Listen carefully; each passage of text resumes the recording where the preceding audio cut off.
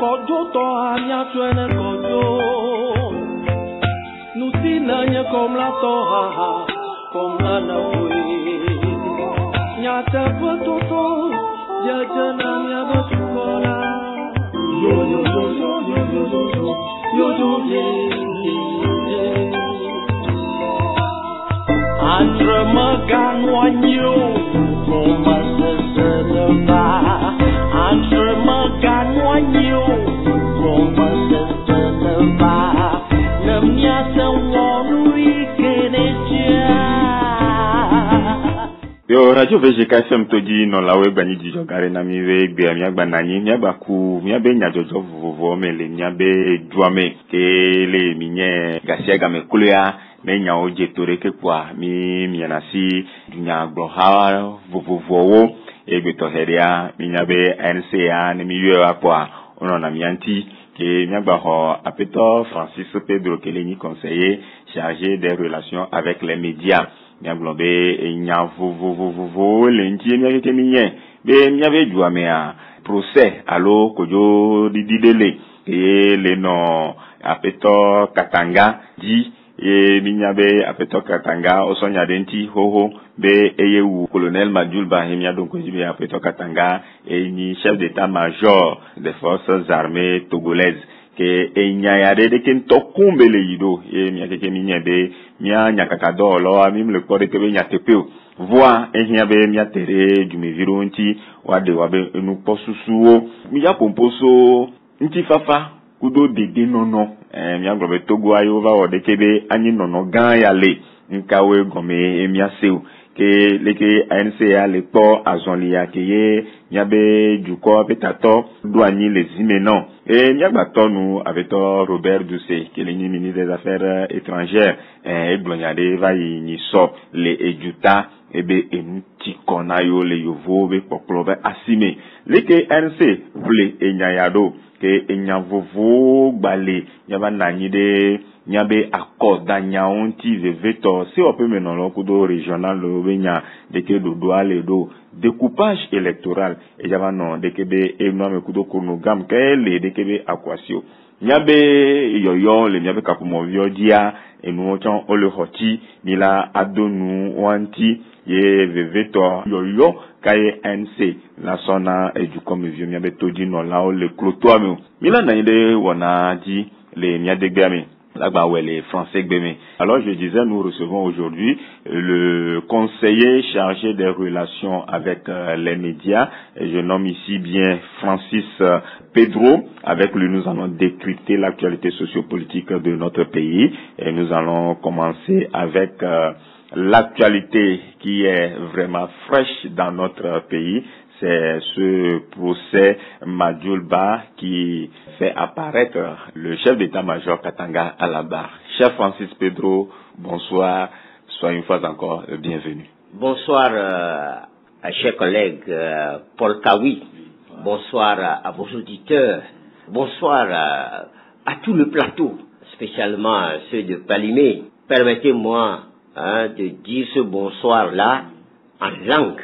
Miato palimeto fiene milo miawe le toji be wase miosha miabe nyao novinya Paul Kawi eyom egbi be njambaba gro nuki leke ANC le boedwa mavagle ne miosha miase nyasubo le milagro ba mbioto duru nyue ne amisiame nyabe piensi melia moi agble o yati o yasi o gbo o itome ha ora adido me vire bo amia de be nyo he o le bebere mi agble ba fien boko na milo OK mi awezon le mi na toji no lo nya mi ano yovu gbe ami ne mi asoto jikudo nyajojo tutugban ke amisiame le toji la sia et le ni audience sur la mort du colonel Madjulba Bitala, le général Abalo Katanga,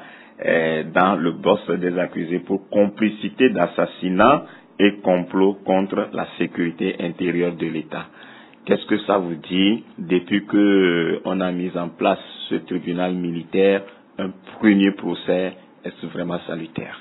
En réalité, l'ANC a appris comme tout le monde que ce procès allait s'ouvrir lundi passé. Et nous étions là en train de voir comment ce procès va se dérouler.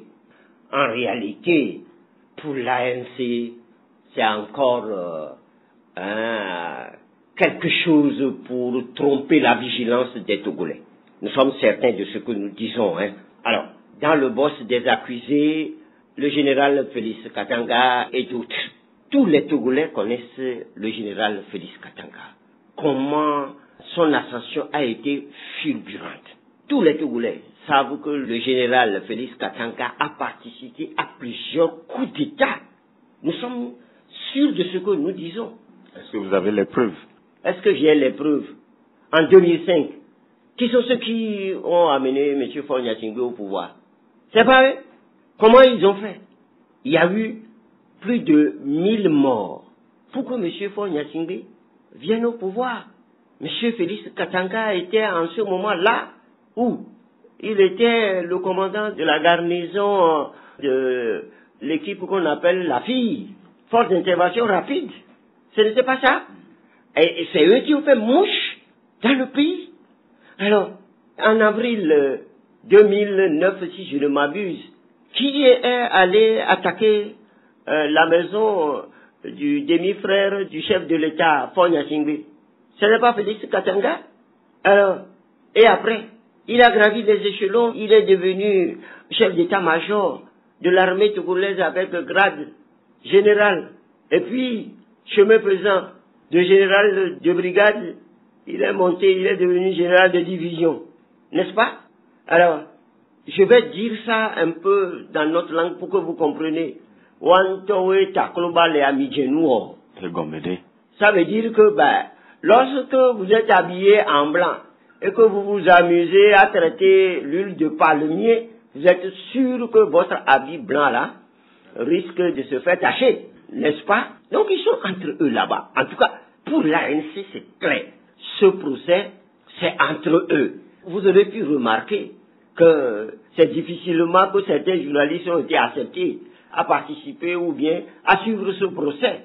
Il est interdit qu'on amène, les journalistes amènent leur équipement pour pouvoir rendre compte au peuple. Voilà, on dit que quelqu'un a, un des chefs d'accusation, c'est atteinte à la sûreté de l'État. Ce qui veut dire que M. Félix Katanga a attenté à la sûreté, à ma sûreté aussi, à la sûreté du peuple togolais. Donc si on doit le juger, il faut que je sois au courant. Il faut que le procès soit libre, clair, ouvert à tout le monde. Est-ce que ce procès est ouvert à tout le monde? De quoi a-t-on peur? On parle de secret d'État. Secret d'État? Ah bon? M. Félix Katanga a des secrets. Donc on a peur que M. Félix Katanga nous dise comment M. Faure Gnassingbé est venu au pouvoir. Comment ils ont amené M. Faure Gnassingbé au pouvoir? On a peur que nous sachions ça. On a peur que M. Félix Katanga nous dise comment on l'a instrumentalisé pour aller attaquer le demi-frère du chef de l'État. Ah, eh bien, on a peur. Si on parle du colonel Madjoulba, l'assassinat du colonel Madjoulba, l'ANC n'est pas d'accord qu'on tue quelqu'un. L'ANC ne sera jamais d'accord qu'on tue un Togolais.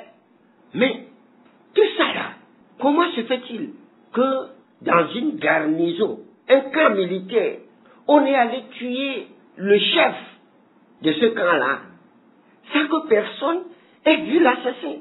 On se pose beaucoup de questions.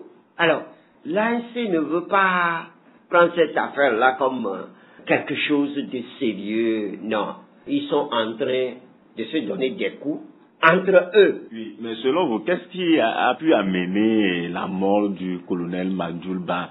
Vous n'êtes pas sans savoir, ou bien on se le rappelle, c'est après quelques jours de prestation de serment du président de la République que... Mais monsieur Madjoulba était au garde à vous au moment où M. Faure Gnassingbé prêtait serment après le grand hold-up de 2020.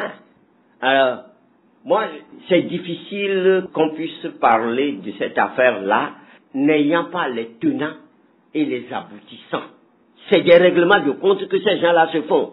Mais tout ce que je veux dire au peuple togolais, aux Togolais, c'est de comprendre que quand tu aides une dictature à s'installer, cette dictature-là finira par te manger toi-même. C'est ce qui est arrivé au colonel Majulba, c'est ce qui arrive au général Katanga, c'est ce qui arrive à tous ceux qui pensent qu'ils doivent se mettre au service de la dictature et non au service du peuple togolais.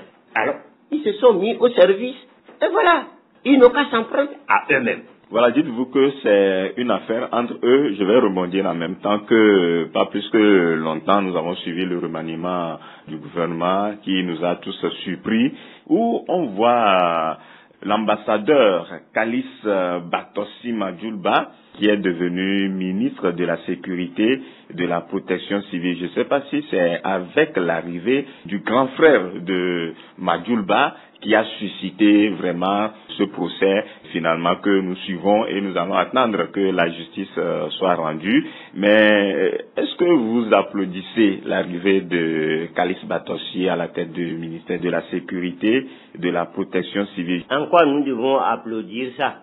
Oui, parce c'est que M. Kalis Majulba seul qui sait pourquoi il est rentré dans ce gouvernement-là.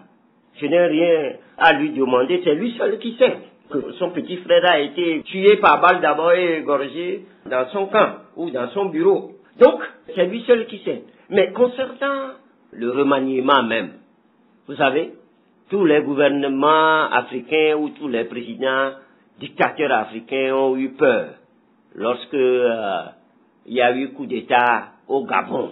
Donc, ils se sont précipités pour remanier un peu leur gouvernement pour dire « Ah, ça ne peut pas arriver chez nous. » Donc, Faure Gnassingbé aussi a remanié son gouvernement. Et si vous voyez bien, vous allez voir que ce gouvernement se militarise de plus en plus.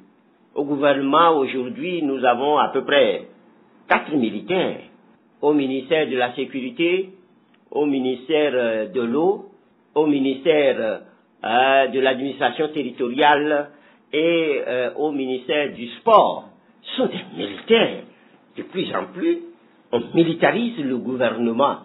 C'est une manière de dire au peuple, ah, si vous voulez faire ce qui s'est passé au Gabon là, je suis prêt, hein? C'est ce que ça veut dire.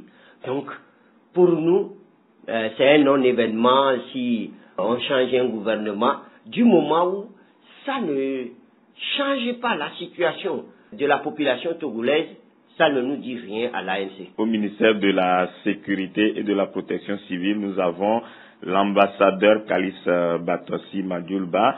Quant au ministère de l'administration territoriale, de la décentralisation et du développement des territoires, le préfet Rodabalo Awate maintenant occupe ce portefeuille. Et je me dis, ça serait aussi un ouf de soulagement, vu que avec M. Payadouba Boukwesi, ça a été vraiment à couteau tiré entre l'ex-ministre et l'ANC. Bonnet blanc, blanc bonnet. Nous connaissons ces gens-là. En tout cas, à l'ANC, nous sommes très vigilants. Nous ne donnons pas de blanc-seing à quelqu'un. Surtout, quelqu'un du RPT uni, nous ne lui donnons jamais un blanc-seing.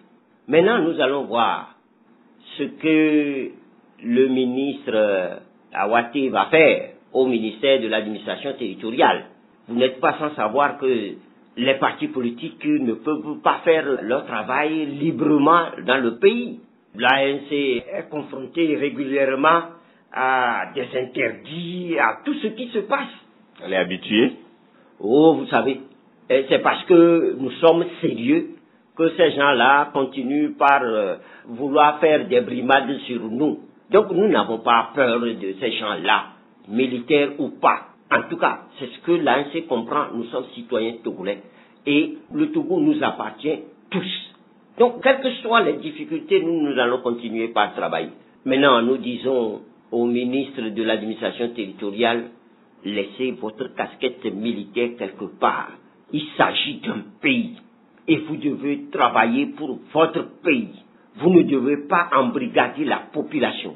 Vous ne pouvez pas entraver le travail des partis politiques. La constitution de notre pays est très très claire. Nous sommes libres d'exercer dans notre pays Et tout le monde doit respecter cela. Maintenant, à l'épreuve, nous verrons le ministre. On va voir ce qu'il va faire. Nous avons les élections en face. On va voir ce qu'il va faire parce que tout se passe sous sa coupole, n'est-ce pas?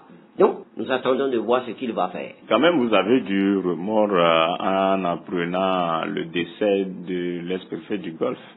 Oui, M. Atabou, paix à son âme, s'en est allé, paraît-il qu'il était malade, il s'en est allé. Nous demandons à Dieu de l'accueillir, parce que nous sommes des humains, nous. En tout cas, à l'ANC, nous sommes des humains. Et nous, on ne tire pas sur des cadavres. Malgré les bâtons que l'ex-préfet vous a mis dans les roues? Vous savez, une oraison funèbre, c'est pour faire l'éloge du disparu. Ce n'est pas pour détruire le disparu. Nous n'allons pas faire ce que M. Gilbert Bawara a fait à notre vice-président Patrick Lawson. Oui, ça nous est resté en travers de la gorge. Et autant que nous vivons, nous allons toujours le toiser pour cela. Oui, n'est-ce pas, le ministre Bawara n'a fait que dire la vérité. Quelle vérité? Quelle vérité le ministre Bawara a dit? Monsieur Patrick, est-il vivant pour nous dire comment les choses se sont passées? Est-ce qu'on vient devant une bière mortelle pour dire je t'ai acheté du gari? Hier, quand tu avais besoin de payer de l'aspirine, c'est moi qui t'ai payé l'aspirine. Est-ce que ça se dit? Donc, un membre de l'ANC ne peut pas dire des méchancetés sur un mort. Donc, paix à M. Atabou. Merci. Je vais rebondir sur ce que vous avez dit un peu plus haut sur le remaniement ministériel que nous avons constaté avec des ministres qui ont été nommés. Vous avez dit tantôt que c'est parce que le gouvernement togolais a peur, n'est-ce pas, du coup d'État qu'on a eu récemment au Gabon, le pourquoi on a échangé des places à certains ministres. Alors, est-ce que c'est ça qui continue à ce que le Togo a organisé ce sommet de sécurité et paix? Oui. D'abord, je vous dirais que le remaniement du gouvernement avec des militaires qui n'ont jamais démissionné de leur armée, puisque la loi dit qu'on ne peut pas porter les kakis et prendre des fonctions ministérielles. C'est dit. La Constitution est claire là-dessus. Est-ce que le général Yark a démissionné? Non. Plutôt, le général Yark a monté les grades tout en étant ministre. Il est devenu colonel, il est devenu général. Cela veut dire qu'il fait partie intégrante de l'armée. Et ça, la Constitution est contre. Oui, mais bientôt il sera à la retraite. Il a violé la loi avant d'aller à la retraite. Et celui qui l'a nommé également a violé la loi. Est-ce que le médecin militaire Béchi Kama, est-ce qu'il a démissionné de l'armée avant de prendre le poste ministériel? Mais ce sont des choses. Pourquoi eux, ils ne respectent jamais les lois du Togo? C'est de cela qu'il s'agit.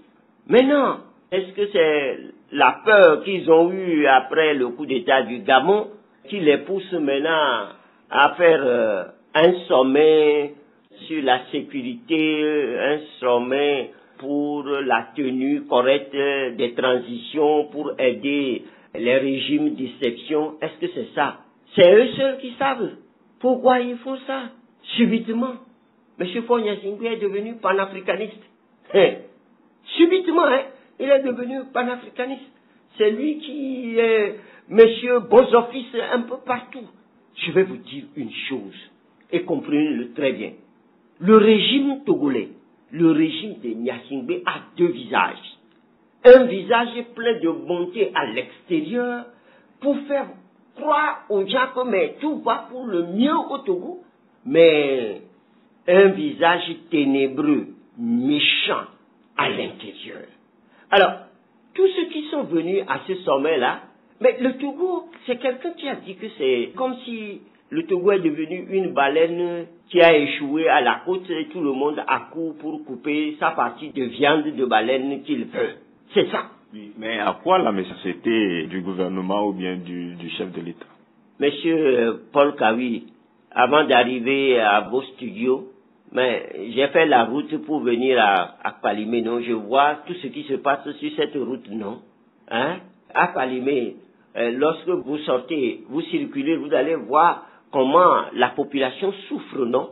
Quand vous allez dans les contrées de Palimé, vous extrapolez, vous allez, comment vous les appelez? Vous allez à Gomeyo, vous allez dans les Kouma, c'est ça, non? Vous allez un peu dans la montagne, mais vous allez voir comment les gens souffrent, non? Moi aussi, je viens de quelque part, non?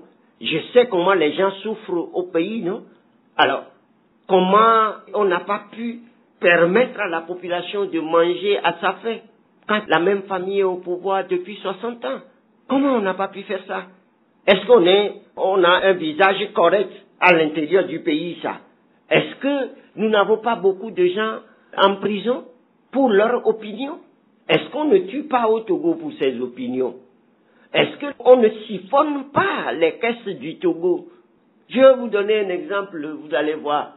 Le siège de la Lonato, il y a 3 ans que ce siège-là est construit. Le coût, c'est 7 milliards. 3 ans après, on dit que cet immeuble-là doit être cassé parce que mal construit. Comment on a pu faire cela? Et pourquoi on n'a pas arrêté l'entreprise qui a fait cela? Est-ce que ce n'est pas avoir un visage ténébreux? Mais vous oubliez, M. Paul Kawi, que le chef de l'État lui-même a dit, et si je ne m'abuse en 2016, dans son discours à la nation, que c'est une petite minorité qui accapare les richesses du pays.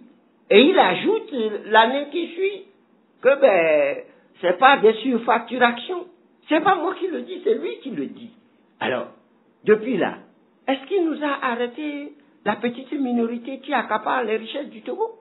Est-ce qu'il nous a arrêté les surfactureurs? Non, non. C'est ce que j'appelle un visage ténébreux. Mais nous allons en venir. Tout ce que ce pays-là souffre, mais ça va avoir un visage ténébreux. Mais on peut organiser des sommets où les gens viennent faire la bamboula, et ce qui m'énerve sérieusement, c'est mon collègue Alain Foucault qui a démissionné de l'autre côté de RFI et qui a déposé ses valises à Lomé. Parce que c'est juteux à Lomé. Monsieur Alain Foucault a trompé tout le monde qu'il était le meilleur panafricaniste de l'Afrique. C'est lui qui disait que nous sommes aussi fatigués du paternalisme des Occidentaux. Il a fait des vidéos, il a fait même du TikTok à profusion. Et puis, il dépose ses valises à Lomé parce qu'il y a beaucoup d'argent que les gens viennent puiser ici. D'ailleurs, son autre concitoyen camerounais est ici depuis, le directeur de Web TV. C'est juteux, non? C'est vraiment juteux. Ceux qui sont venus se pavaner au 2 février là-bas pour dire qu'ils sont en train de faire un sommet de sécurité, de paix, vraiment, ils devaient avoir honte. Parce qu'au Togo, nous avons dénombré 11 coups d'État. Nous faisons des calculs. Au Togo, on fait des coups d'État militaires, on fait des coups d'État électoraux, on fait des coups d'État institutionnels, on fait des coups d'État constitutionnels, on fait des coups d'État partout. C'est-à-dire, à chaque moment, son coup d'État. Il y a encore un coup d'État en préparation. C'est le coup d'État du panafricanisme. Puisque je vous ai dit tout à l'heure que subitement, le régime est devenu panafricaniste, empoisonnant tout le monde. Tout ça là, c'est la peur. Oui, je peux vous le garantir. Tout cela, c'est la peur. Ils savent que ce qu'ils sont en train de faire est mauvais. Mais ils veulent avoir la couverture du monde entier pour continuer par le faire. Tant pis pour les Togolais qui croient à des sorties de ce genre-là. Tant pis pour eux. Nous sommes clairs à l'AS et nous disons les choses avec beaucoup de sérieux. Nous avons regardé ce sommet-là. Ceux qui veulent manger, ils sont venus déjà manger. Oui, mais quand même, il faut qu'on salue ce sommet et mettre, n'est-ce pas, les conclusions en pratique, puisque aujourd'hui l'Afrique vraiment est menacée par le terrorisme. Un sommet de sécurité et paix, vraiment, ça vaut la peine. L'Afrique est menacée par le terrorisme. Qui sont ceux qui créent le terrorisme? je peux vous dire qu'au Togo, il y a un terrorisme d'État. Pourquoi on n'en parle pas? Moi, je parle de ce que moi j'ai. Je parle du terrorisme d'État. On m'empêche de vivre dans mon pays. Et on veut me parler d'autres gens. Qui sont ceux qui sont en train d'alimenter les terroristes? C'est pas moi. Mais les terroristes qui attaquent le Sahel là, comment ils ont leurs armes? Quels sont les ports par lesquels les armes passent pour aller au Sahel? Posez-vous cette question. Alors, oui, l'Afrique doit être libre et sécurisée. Mais la sécurité n'est pas seulement militaire. La sécurité, elle est institutionnelle. La sécurité, elle est électorale. La sécurité, mais elle est alimentaire. La sécurité, elle est sanitaire. Mais je peux citer à profusion cette sécurité-là. Mais les chefs d'État qui nous gouvernent, en l'occurrence, celui qui nous gouverne ici, est-ce que nous avons une sécurité sanitaire? Allez dans nos hôpitaux, vous allez voir ce qui se passe. Est-ce que nous avons une sécurité alimentaire? Allez au marché, le bol du maïs, c'est à combien en ce moment?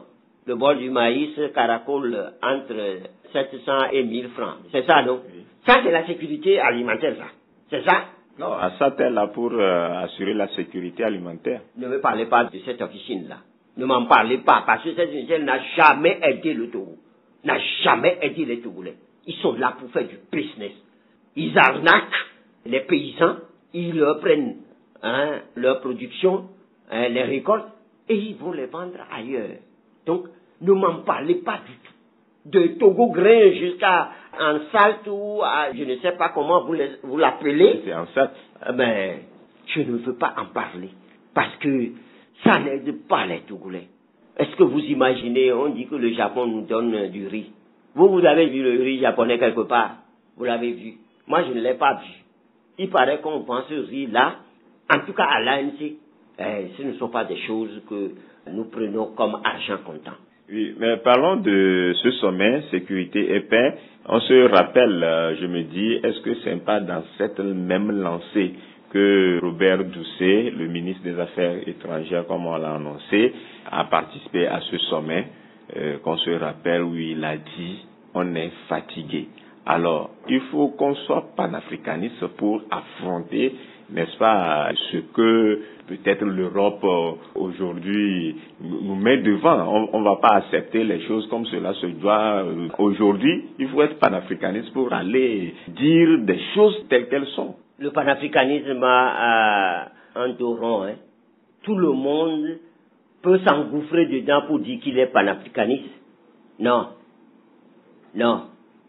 Si vous parlez du discours de M. Robert Doucet à la 78e Assemblée générale des Nations unies jeudi, vraiment, c'est un coupé pour nous. Il a l'audace d'aller aux Nations unies pour dire ça. N'est-ce pas, il a été plus courageux. Courageux en quoi? Qui sont ceux qui profitent du paternalisme des Occidentaux ou des Blancs? Ce n'est pas moi. C'est bien Robert Doucet et son régime. Quand on fait les coups d'État ici, ce ne sont pas les mêmes Occidentaux qui avalisent les coups d'État. Quand on fait des hold-up électoraux, ce ne sont pas les mêmes Occidentaux qui avalisent les coups d'État. En ce moment-là, ils sont bons. Ils sont bons quand ils avalisent les conneries et les travers du régime. Mais ils ne sont plus bons quand tout le monde veut se lancer dans le panafricanisme. Au fait, c'est le peuple togolais qui est fatigué du paternalisme du régime de Gnassingbé. Si vous voulez qu'on parle net, le peuple togolais est bien fatigué de ce paternalisme-là. On va en venir dans les élections, parce que les élections sont là pour les femmes. C'est pour ça que l'ANC, ayant écouté ce discours-là, a sorti une déclaration le 5 octobre dernier pour marquer la commémoration du 5 octobre 1990. Nous avons sorti une déclaration où nous avons, en tout cas l'ANC a relevé tout sur ce régime-là et dire à M. Robert Doucet de ne pas nous faire la honte. Moi, je ne suis pas détenteur de la Légion d'honneur. M. Robert Doucet est détenteur de la Légion d'honneur. En ce moment, il ne parlait pas du paternalisme quand on lui donnait la médaille de la Légion d'honneur. Il ne parlait pas du paternalisme. Il ne parlait pas du paternalisme lorsque son oncle Agboubli Atouché a été retrouvé mort sur une plage. Et jusqu'à présent, personne ne sait ce qui s'est passé. Alors que M. Robert Doucet était déjà ministre. Alors, nous sommes sérieux quand même. Au Togo, ce n'est pas Robert Doucet qui doit nous faire la leçon. Non, Robert Doucet ne doit pas oublier qu'en 2005, lorsque le sang des Togolais est versé, il était en mission pour acheter les opposants. Et c'est comme ça, lui, il est rentré au gouvernement. S'il veut, on va le lui dire. Hein. S'il veut, on va le lui dire que M. Robert Doucet ne nous manque pas de respect.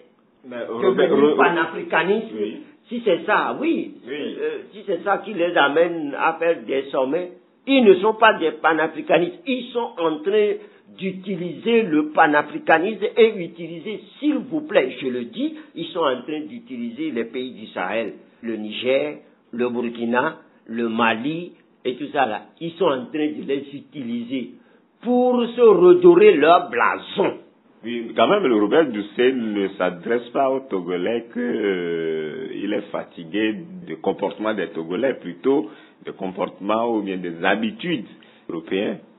Non, Robert Doucet n'a aucun droit d'aller toiser les Blancs ou les Occidentaux parce qu'il a bénéficié largement de leur largesse. Je parle très bien, mais le peuple togolais, lui, il est bien fatigué des Occidentaux qui ont toujours avalisé les coups d'État et les travers du régime des Gnassingbé. Je suis très clair dans ma tête. Et c'est ça la position de l'ANC. Oui, est-ce qu'en politique, souvent vous le dites, on doit parler du régime des Gnassingbé ou bien on parle de celui qui dirige le pays? Est-ce qu'en politique, il faut parler du père en fils? Mais qu'est-ce que vous voulez que je vous dise? Est-ce que le père n'était pas président? Est-ce qu'à sa mort, son fils ne s'est pas arrogé le pouvoir? Et si nous ne faisons pas attention, un autre Gnassingbé va venir nous diriger. Nous parlons de ces choses-là. Dieu m'en garde, moi personnellement, et l'ANC également. Nous parlons de ça. Pas parce que nous sommes contre intrinsèquement la famille Gnassingbé. Non. Non. Loin de là. Pourquoi ne pas parler de la personnalité? Pourquoi ne pas parler de la personne même, de la personnalité et non de la famille? C'est le régime des Gnassingbé. Puisque ça fait 60 ans qu'ils sont là. Est-ce que ce n'est pas un Gnassingbé qui nous a gouverné pendant plus de 40 ans? Est-ce que ce n'est pas un Gnassingbé qui nous gouverne jusqu'à présent? Mais, intrinsèquement, nous ne sommes pas d'accord. Nous ne sommes pas contre la famille Gnassingbé. Tout à l'heure, lorsque vous m'avez posé la question, je vous ai parlé du demi-frère de Faure Gnassingbé, non? Oui. Est-ce que je vous ai dit que je suis d'accord que le général Félix Kazanga aille canarder le demi-frère? Est-ce que je vous ai dit ça? Non, je ne vous ai pas dit ça. J'ai été contre cela. C'est pour vous dire que nous sommes clairs dans notre tête. Quand nous parlons juste. Voilà. Merci. Maintenant, on va aborder cet aspect des élections puisque vraiment vous cherchez à aussi renverser le régime des Gnassingbé, comme vous l'aimez le dire. Élections législatives, élections régionales. Est-ce que le Togo n'est-il pas en retard ou bien on est dans le temps? Le chronogramme est bien fixé. D'abord, j'aimerais que nous corrigions ceci. Nous ne cherchons pas à renverser un régime. Nous cherchons à gagner les élections.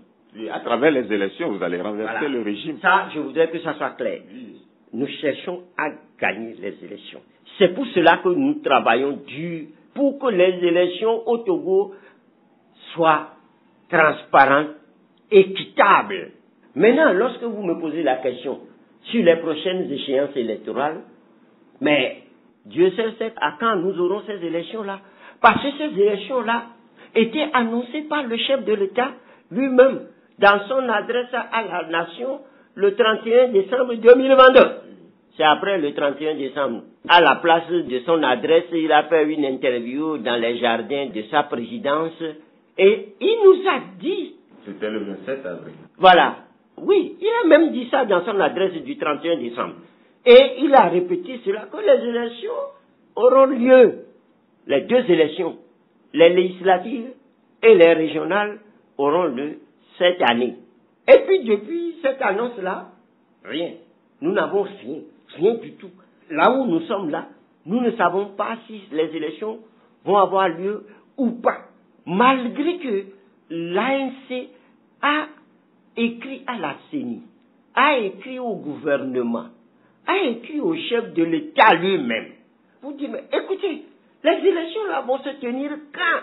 Parce que nous n'allons pas être là et puis on nous annonce un jour que bon, demain matin il y aura élection. C'est pas comme ça se fait. Il y a des règles, il y a des choses à faire avant le jour du scrutin. Et il y a des dates échues à ces choses-là. Donc, on ne peut pas se lever comme ça et annoncer des élections. Donc, nous attendons. Or, si vous prenez les législatives, la loi est claire. L'article 52 de la Constitution dit que les députés sont élus pour un mandat de 5 ans. Et que, à la fin de leur mandat, les élections pour les remplacer doivent avoir lieu 1 mois avant l'expiration de leur mandat. Ça, c'est l'article 52 qui le dit. Alors, les députés qui sont là, en ce moment-là, ils ont été élus le 20 décembre 2018. Et si nous prenons cette date comme la date tampon, cela veut dire que le 20 novembre, nous devons avoir les élections législatives. Mais nous sommes aujourd'hui le 26 octobre. Est-ce que vous êtes sûr que nous allons avoir les élections le 20 novembre? Vous êtes sûr? Non, moi, je ne suis pas sûr. Je ne suis pas sûr. Alors, il y a beaucoup de gens qui racontent leur vie. À commencer par le secrétaire exécutif de UNI, qui avait dit que la loi a prévu que les anciens députés restent en place jusqu'à ce que les nouveaux viennent prendre leur siège. Non, ce n'est pas ce que la loi a dit. C'est toujours l'article 52 qui dit que, écoutez-moi très bien, les anciens députés sont en place jusqu'à ce que les nouveaux députés élus prennent leur place. C'est ce que la loi a dit. Cela veut dire que il faut les élections. Quand il y a eu les élections et les nouveaux députés sont élus et qu'ils n'ont pas encore pris fonction, les anciens députés sont en place. C'est ce que ça veut dire. Ça ne veut pas dire que si on ne fait pas les élections à la date échue, les anciens députés restent en place. Ça, personne n'a dit ça. Vous pouvez aller lire l'article 52 de la Constitution. Maintenant, soyons clairs. Si le gouvernement ne veut pas faire les élections cette année, en tout cas les législatives cette année, le gouvernement lui-même se met les bâtons dans les pattes. Le gouvernement seul ne peut plus décider d'une nouvelle date. Donc, la tenue des élections hors date échue devra provenir du fruit d'une concertation nationale. C'est ce que ça veut dire, très clairement. Parce que le gouvernement n'est pas détenteur de la Constitution. C'est le peuple togolais qui est détenteur de la Constitution. Vous voyez ça? Oui. Et le peuple togolais, ce sont les députés?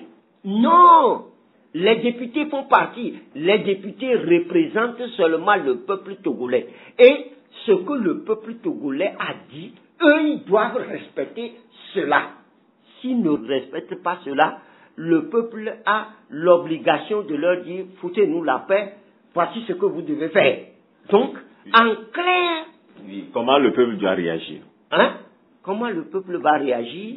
D'abord... Parce que jusque-là, la date des élections ne sont pas connues, mais le peuple attend. Ce n'est pas à moi de dire comment le peuple va réagir. Mais si vous me demandez comment l'ANC va réagir, l'ANC est en train déjà de réagir. Comment? Mais je vous ai dit tout à l'heure que nous avons demandé au gouvernement et à la CENI de nous communiquer le chronogramme. Et depuis plusieurs mois, Ils ne nous communiquent jamais.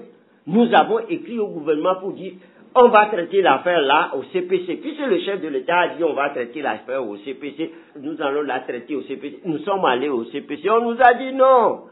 Mais nous faisons notre travail. Maintenant, nous demandons au peuple de faire son travail aussi.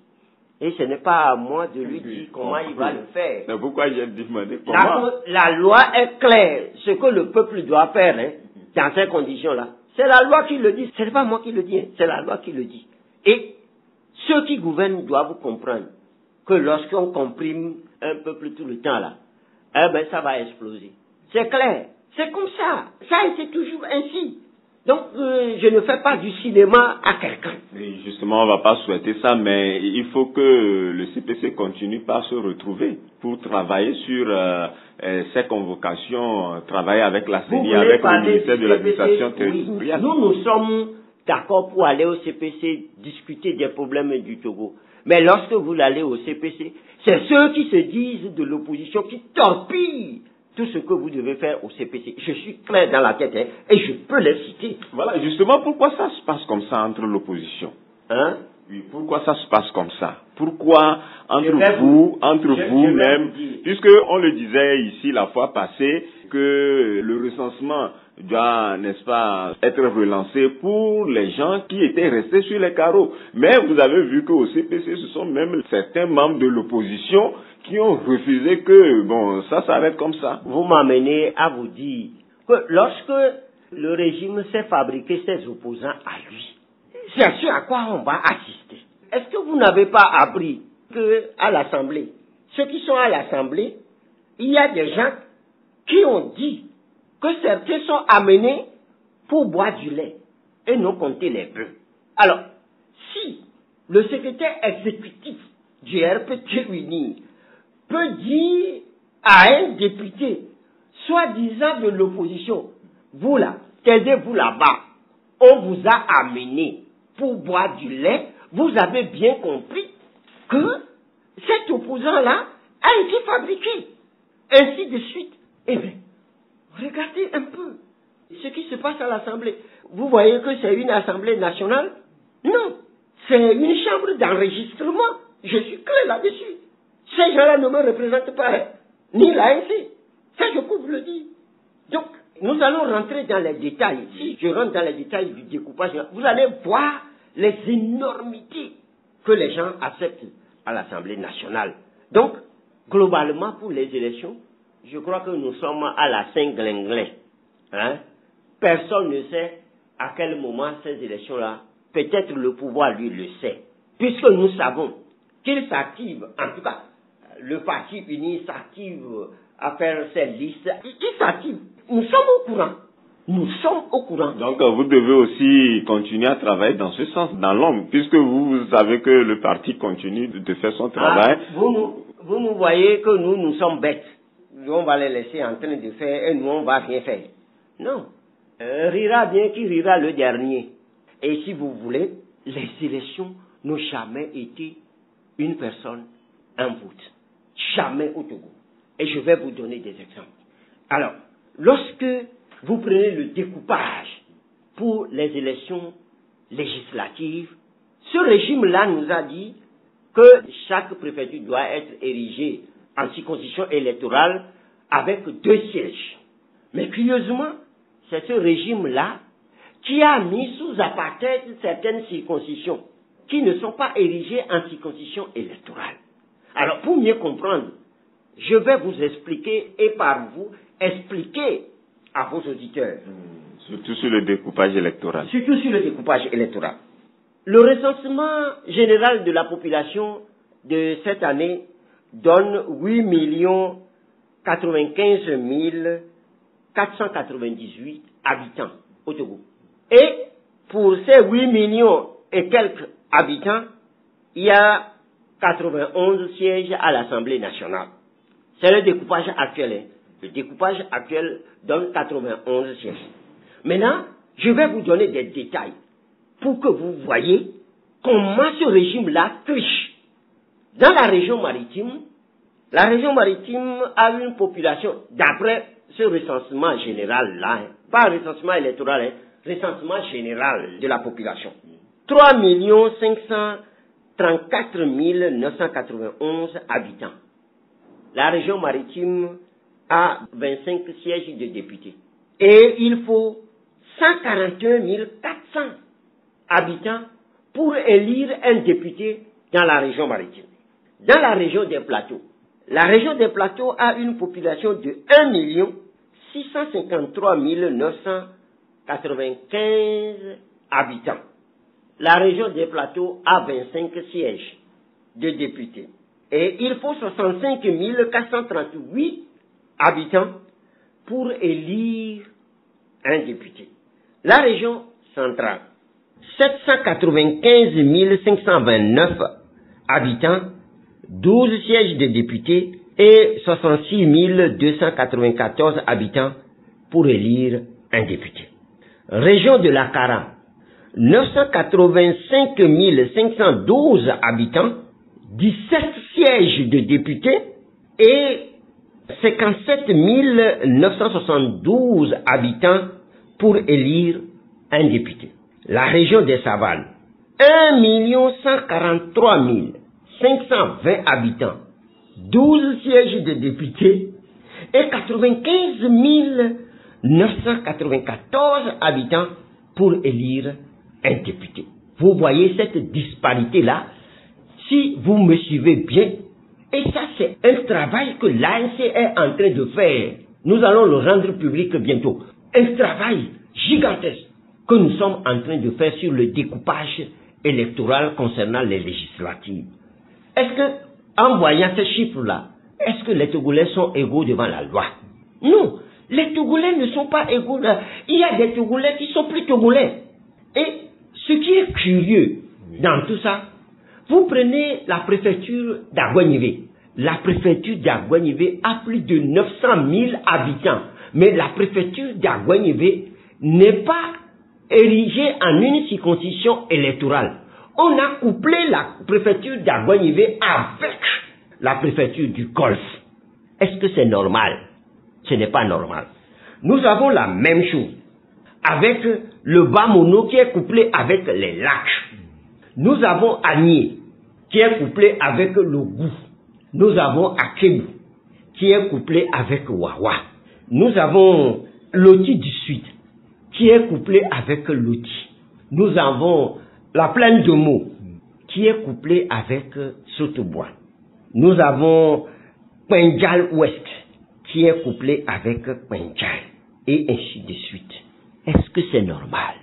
Et pourtant, les deux plus petites préfectures du Togo, qui sont Dani et Assoli, sont érigées en circonscription électorale et ont 2 sièges de députés chacun. Mais pourquoi cette disparité? C'est-à-dire que le pouvoir s'est taillé les choses pour avoir des députés avant même que nous allions aux élections.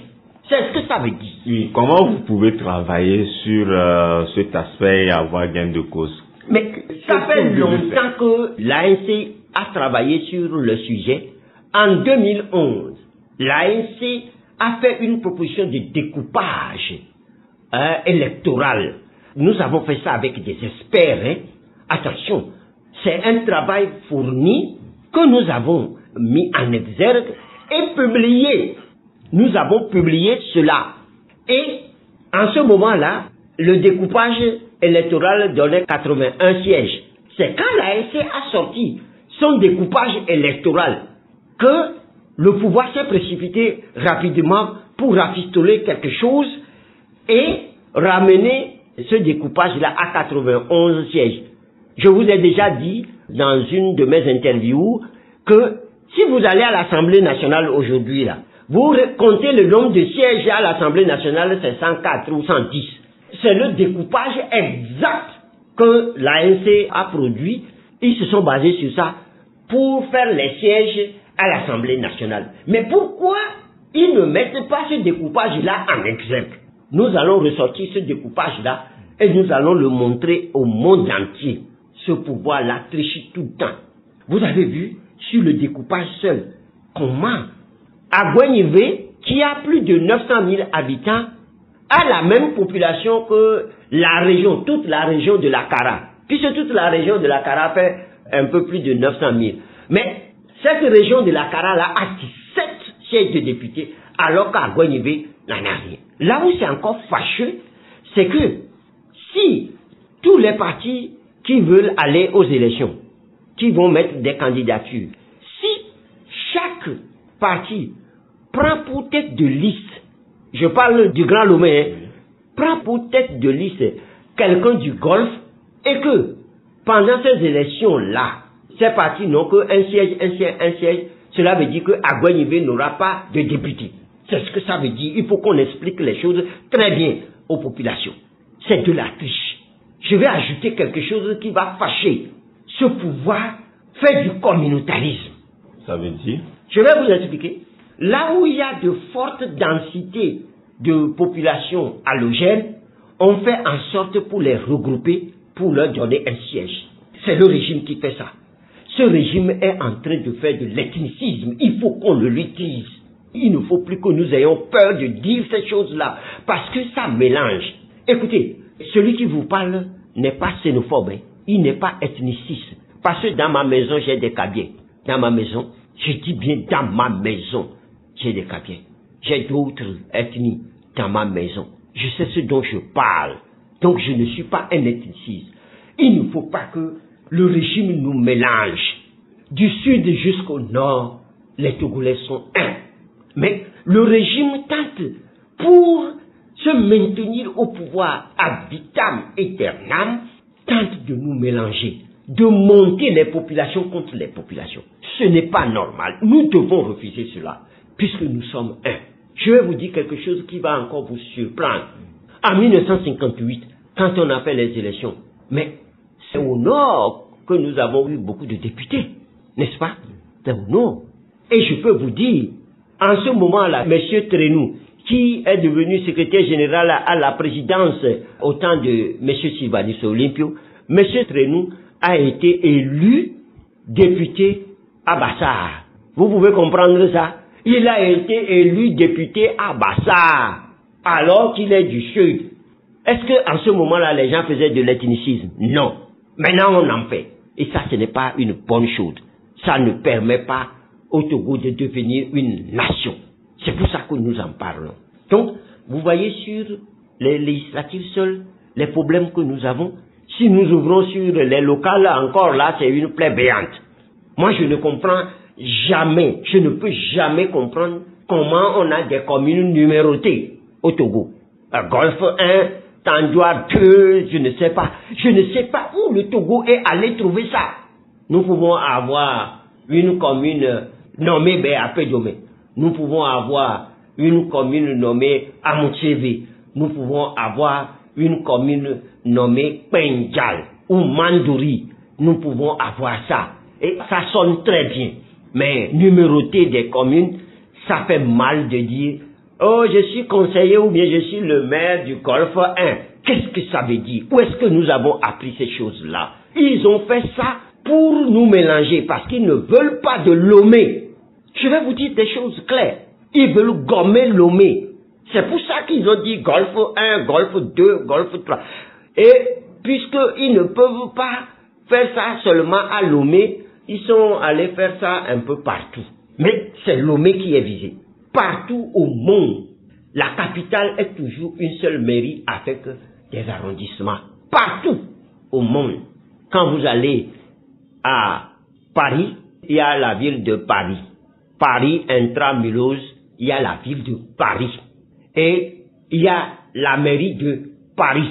Maintenant, il y a des arrondissements qui sont des mairies aussi bien sous la mairie de Paris. Ici, on a voulu morceler les choses parce qu'ils ne gagnent jamais à Lomé. Donc, ils doivent morceler pour trouver quelque chose.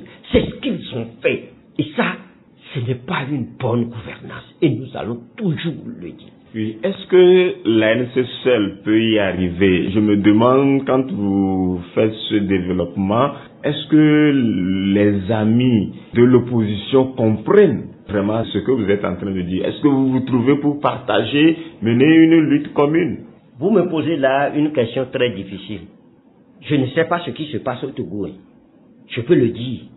J'ai comme l'impression que tous sont contre l'ANC. C'est l'impression que j'ai. C'est l'impression que j'ai. Qu'on me le prouve que ce n'est pas ça. Est-ce qu'il y a un parti qui est aussi vilipendé comme l'ANC? Vous-même, vous êtes sur les réseaux sociaux, non? Vous êtes sur les radios, non? Est-ce qu'il y a un parti qui est aussi vilipendé, malmené par le pouvoir, vilipendé par les autres? Moi, je n'ai jamais vu ça nulle part. Et pourtant, l'ANC fait beaucoup de travail. Quand nous étions dans les regroupements, c'est nous qui faisons la majeure partie des choses. On dit, nous sommes ensemble. Si nous pouvons faire, nous faisons, on donne. Nous donne. Mais, difficile. C'est pour ça que nous avons pris sur nous, à notre Conseil national de 2020, que vraiment, pour une fois là, nous allons marquer le pas. Nous n'allons plus courir pour embrasser les gens, mianodou là. Nous n'allons plus faire ça comme ça. S'il faut que nous soyons mianodou là, il faut que nous voyons avec qui nous devons faire ça. Ce que je viens de vous dire là, tous les détails que vous pensez que ce n'est pas du travail, on ne s'est pas levé comme ça pour nous, mais c'est du travail scientifique sur le terrain. C'est pour ça que nous sommes sur le terrain tout le temps. C'est le travail scientifique sur le terrain. Nous voyons clair. C'est parce que à notre sein, nous avons des qualifications qui nous permettent de savoir ces choses-là. Nous ne disons pas que c'est pour nous seuls. Alors, si on refait le découpage, ça sera pour l'ANC seul. Ça sera pour tout le monde, non? Donc, nous n'avons pas peur de faire ça et de permettre que tout le monde en bénéficie. Nous, on n'a pas peur de ça. Parce qu'en réalité, c'est le Togo qui est important. Ce n'est pas nos individualités là qui sont à mettre en exergue. C'est le Togo qui est important. C'est ce que nous faisons. Bientôt, vous allez voir les documents que nous allons encore sortir. Je vous fais une confidence comme ça. Il y a des documents qui vont encore sortir. Vous allez voir le travail de fond que nous sommes en train. D'ailleurs, regardez nos sorties. Quand nous sortons nos documents, regardez la qualité des documents que nous sortons. Nous ne blaguons pas. Nous ne blaguons pas. Nous ne disons pas que nous avons la science infuse. Mais nous sommes tout le temps au travail.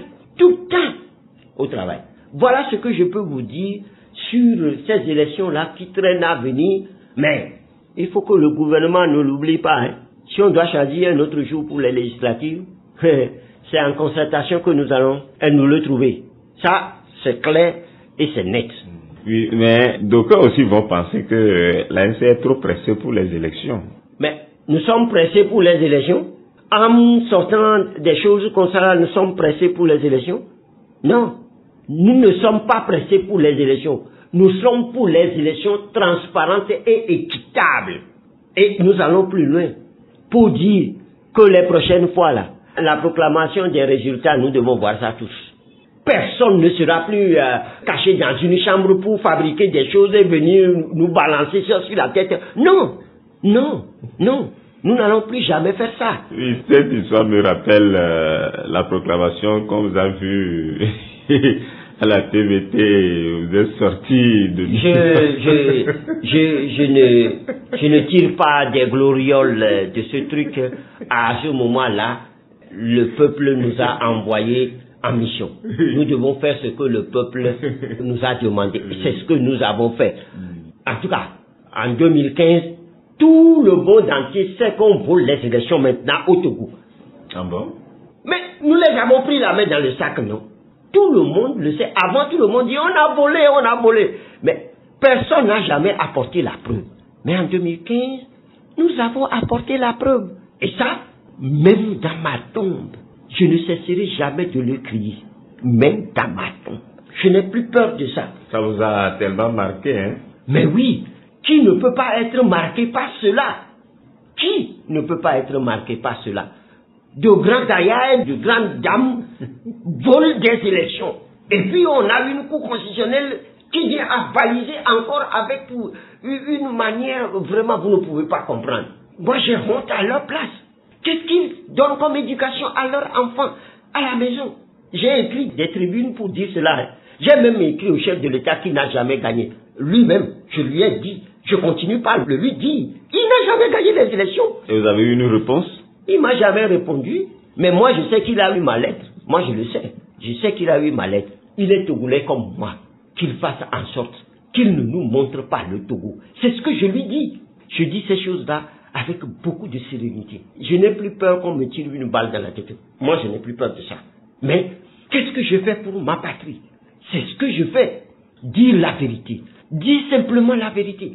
Dire que les choses doivent être revues. Dire que le Togo doit changer pour que le Togolais puisse avoir le sourire aux lèvres.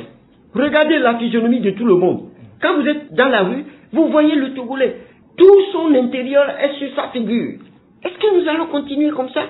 Ça fait 63 ans, bientôt 64 ans que nous sommes indépendants. Ça suffit comme ça que ces gens-là nous malmènent. Et foutent notre argent en l'air. En demandant à tous les ramassis de venir ramasser les sous qui doivent servir la population. Alors qu'au CHU, ce coin ici, parce que je ne veux pas attribuer le nom du premier président à ce CHU-là. Ce n'est pas à ce CHU-là que... Bien sûr que c'est lui qui l'a construit. Oui, mais quand même, c'est le nom qu'on a donné publiquement, c'est CHU. Oui, bien sûr que c'est lui qui l'a construit. Donc on va le rappeler par son nom. En ce temps-là, la France avait dit que ce CHU était trop luxueux pour le Togo. Ah bon? Mais je vous le dis, c'est à partir de 1956 ou 57 que cette affaire-là a commencé. Et ceux qui ont donné la terre gratuitement, là, ont donné les lieux gratuitement. Ils sont là, les pas de Sousa et tout, et les tout ont donné. Allez lire l'histoire du Togo. Il ne faut pas que les gens nous sortent des gonds, hein. Non. Le Togo doit être revu de fond en comble. C'est ce que nous disons. Merci. Vous avez suffisamment parlé sur cette question d'organisation des élections. Vous êtes rentré aussi dans le découpage électoral. Le chronogramme jusque-là, ce n'est pas encore connu, mais nous allons évoluer sur autre sujet marquant l'actualité socio-politique et économique de notre pays. C'est le coût de la communication qui fait grincer chaque fois les Togolais. Et pas plus que longtemps nous avons connu la trêve que Floz Mani nous a causé jusqu'alors. Il y a certains utilisateurs qui ne sont pas encore rentrés dans leurs droits. Oui, la communication coûte cher. Pourquoi? C'est parce que l'argent de la communication sert à faire autre chose que d'aider les Togolais. Comment on a pu privatiser une structure stratégique du pays? Comment on a pu?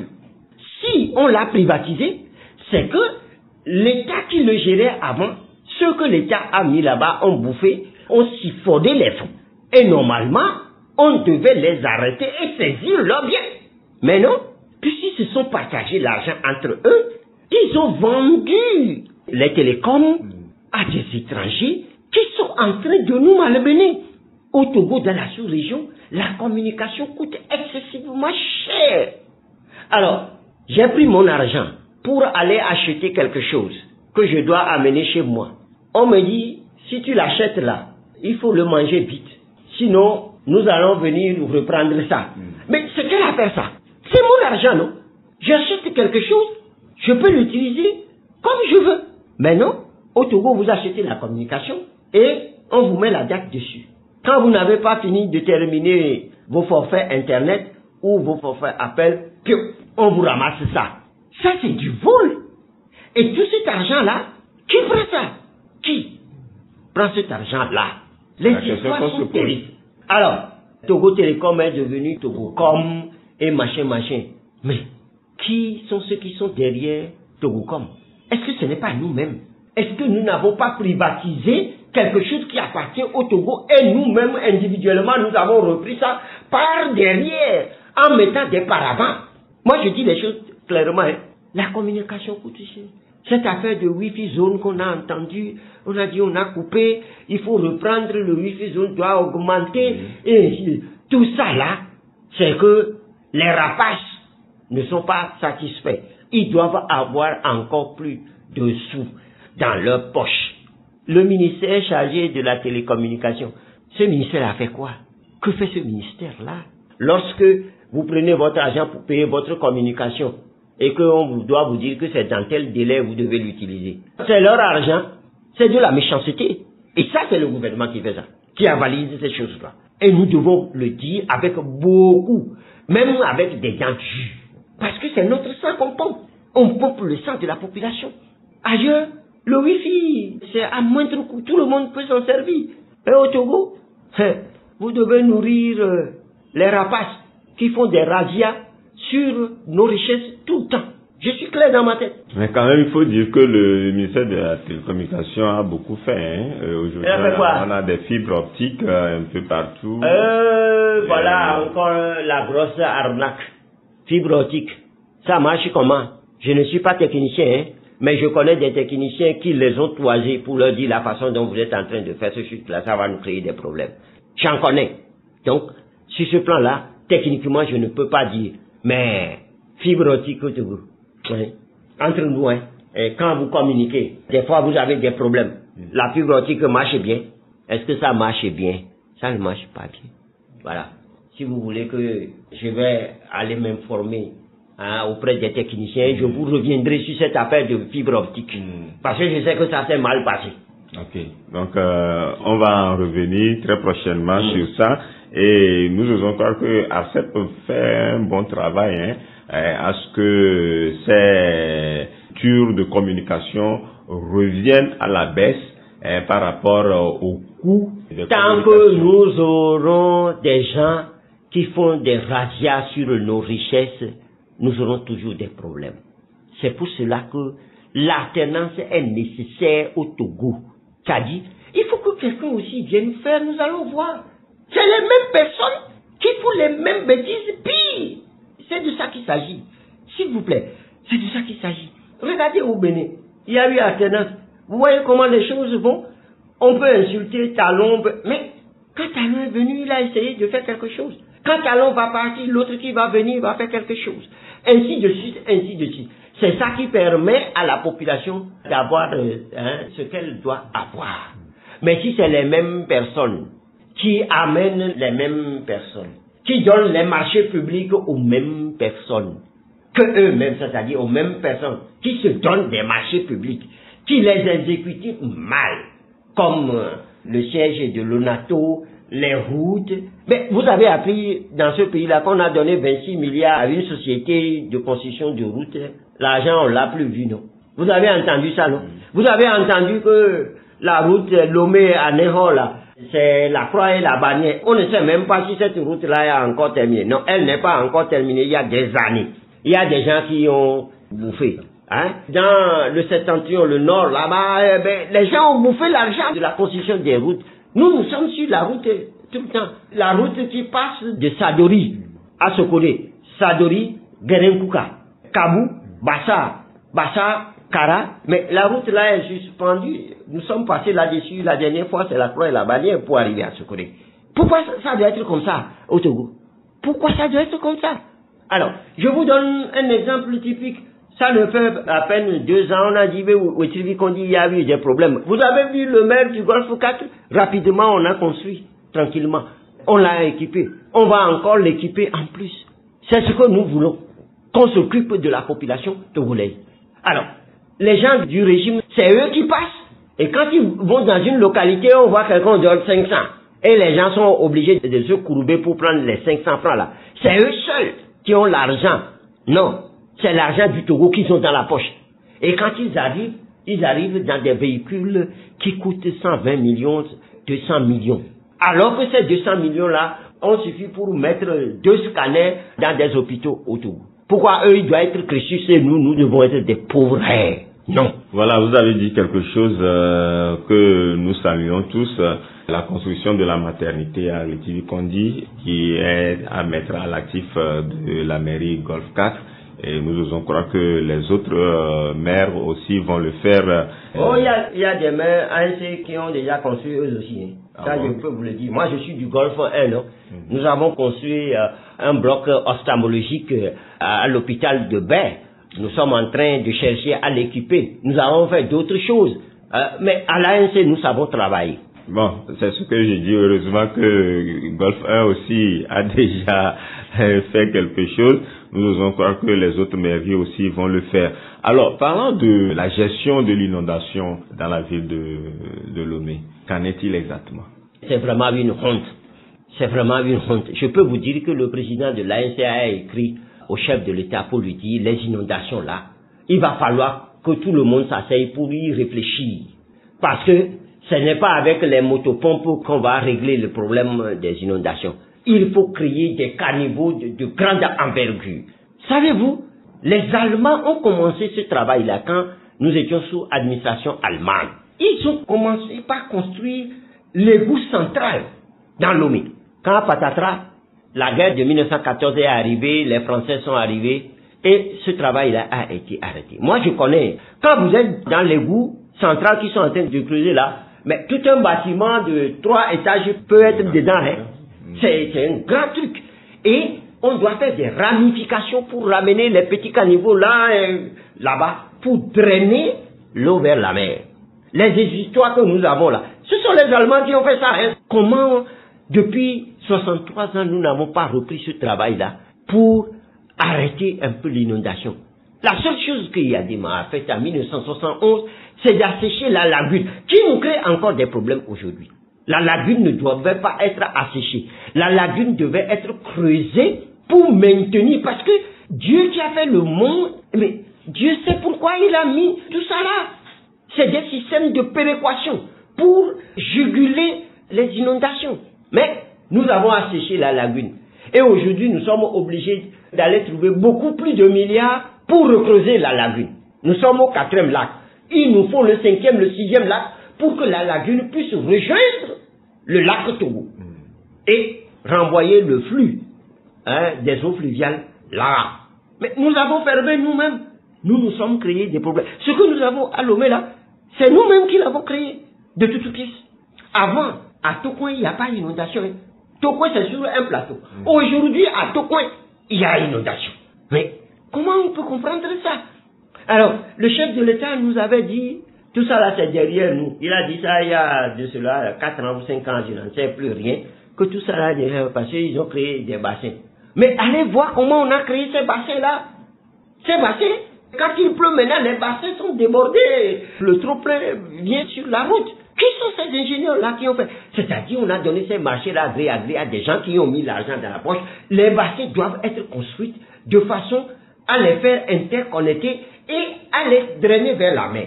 Cela n'a pas été fait. Mais si vous êtes à Nikonakwe, vous montez un peu à Tokoin, et quand il pleut, vous voyez l'eau qui quitte les autres lieux pour venir, mais Nikonakwe sera toujours inondé parce que tout l'eau de ruissellement là quitte là pour Nikonakwe. La lagune, il y a 2 pompes.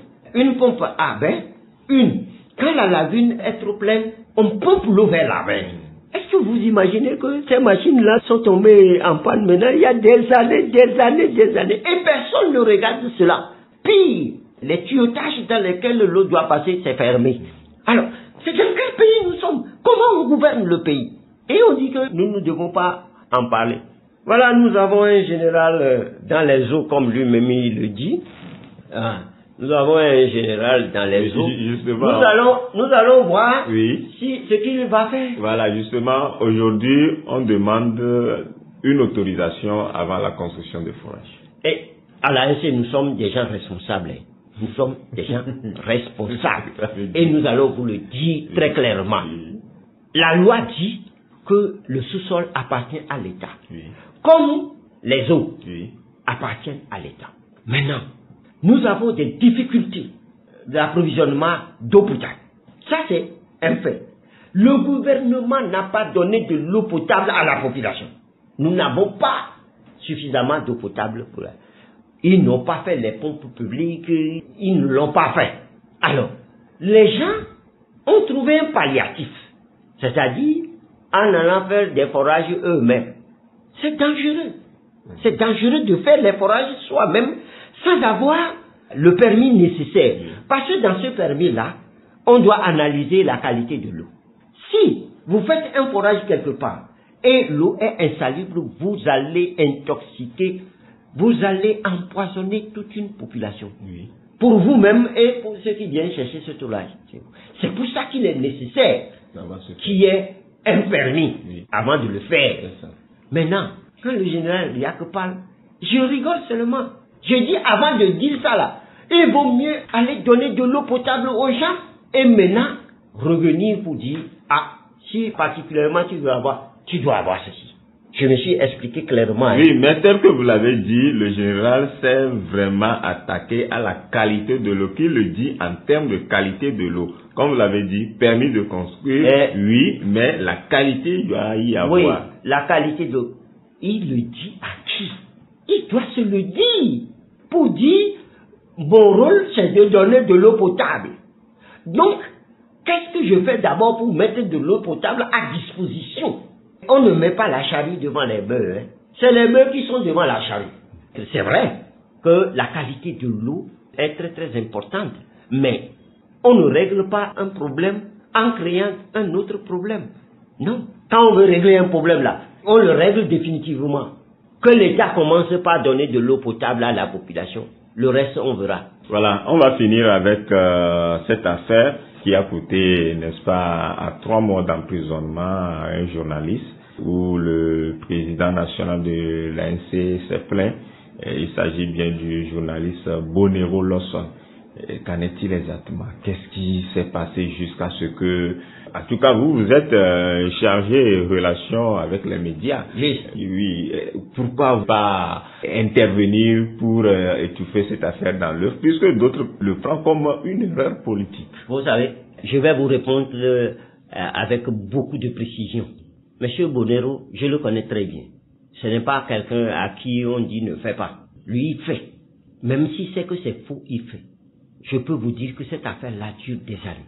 Bonero tire à boulet rouge sur M. Jean-Pierre Fabre.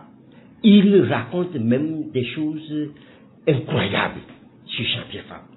Quand on est journaliste, c'est la vérité. On ne raconte pas n'importe quoi tout le temps sur quelqu'un. Bonero, il raconte sa vie et il pense qu'il est préservé par le métier de journaliste. Non, je fais partie de ceux qui ont rédigé le code de la presse. Je sais ce que nous avons mis dedans. Ce n'est pas normal ce que Bonero fait sur les réseaux sociaux. Souvenez-vous que cette affaire-là est au tribunal depuis plus d'1 an et demi. Hein. Ça va faire bientôt 2 ans, cette affaire-là. Bonero, quand l'affaire était au tribunal, vous l'avez écouté, il a fait des audios. Hein. Et ces audios-là aussi sont allés au tribunal. Vous savez, il fait beaucoup de choses et ce n'est pas bien. On ne peut pas attenter à la dignité de quelqu'un tout le temps. On ne peut pas rentrer dans sa maison tout le temps. La loi dit, c'est clair. C'est clair. La loi dit, quand je suis attaqué, je suis diffamé, je vais au tribunal, je demande. Si le tribunal trouve que c'est moi qui ai tort, le tribunal me condamne. Si le tribunal trouve que celui qui m'a diffamé, c'est lui qui a tort, le tribunal le condamne. C'est ce qui a été fait. Mais en réalité, c'est pas pour Bonero qu'on fait tout ça là. C'est pour le peuple togolais. C'est pour que, dorénavant, le peuple togolais comprenne que ce n'est pas tout ce qu'on dit, ou ce n'est pas tout ce que les journalistes disent, qui est la vérité. C'est de ça qu'il s'agit. Vous savez ce qu'on a dit sur le président Jean-Pierre Fabre? Vous le lisez, non? Même tout à l'heure, là, si on ouvre là, ben, c'est... Non. À un moment donné, il faut arrêter ça. Nous sommes en train d'arrêter cette cabale inutile-là. Nous sommes en train de l'arrêter. Vous vous souvenez qu'un autre journaliste était sur les antennes de je ne sais pas quelle radio et a dit que Jean-Pierre a négocié l'admission de sa fille à la BOAD. Oui. Et que Jean-Pierre a téléphoné à Paul Nyasingbe et Paul Nyasingbe a pris son téléphone pour appeler le président de la BOAD. Vous avez vu alors? C'est confirmé à tout. Il a raconté ça. Alors que c'était faux. C'était vraiment faux. Quand il a été cité à comparaître, eh ben, on l'a pas vu. Pendant des mois, il ne se présentait pas. Jusqu'à ce qu'un jour, le juge décerne un mandat d'amener contre lui. C'est à ce moment-là qu'il a compris que c'était sérieux.